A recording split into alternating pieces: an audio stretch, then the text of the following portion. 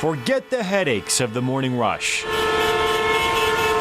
Morgan Delac's commute to work is just a short walk away. She works from home, so typical visitors to her office are a little shorter and a little furrier. I do think the pandemic has shown organizations that staff members can really be just as productive from home as they are in the office. Delac is the communications director at Final Sight, a Glastonbury-based education tech company. She started in January after leaving her previous job looking for full-time remote work. Even during COVID, I was required to report to work in person, and with a young family and a lot of different obligations that came to light because of COVID, that became increasingly more challenging for me, and it really was impacting my home life. How's school today, baby? Delac is not alone in reassessing her career priorities, according to data from the U.S. Bureau of Labor. In August, a record 4.3 million workers quit their jobs, piggybacking on previous record months. That's equivalent to 2.9% of the workforce, marking the highest quits rate on record. The hospitality and retail sector saw the most quits. In all the years that I have been doing this work, I have never seen this. Employment lawyer Nina Parati explained how the so-called Great Resignation is tied to the pandemic. While for years as an employment lawyer, I have looked at individual circumstances where employees have been impacted by a major life event like a death in the family or a divorce or even a termination from their job. And those events have caused them or triggered them to think about, am I really happy in my work? What do I want to do next? Is this fulfilling? Am I being treated with respect and dignity?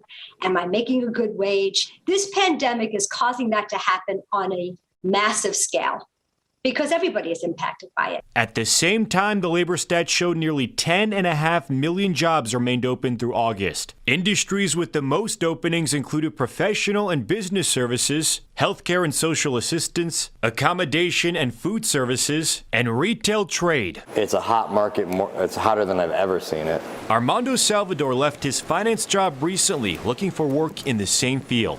Now, after considering multiple options, he's working remote full-time and making more money. I think that employers are starting to realize that employees have leverage now. They have more leverage, especially in specialized fields. I see it also as an opportunity for employers to look at their practices, to see how they're treating their workforce. Final Sight CEO Jonathan Moser has taken that opportunity. We really had to dig into all the benefits we provide at Final Sight. Since the start of the pandemic, the company has switched things up to meet evolving employee priorities. One example, moving to mostly remote work operations. End of 2020, I said to our leadership team and our board that retention of employees has to be like one of our biggest things that we have to focus on in 2021.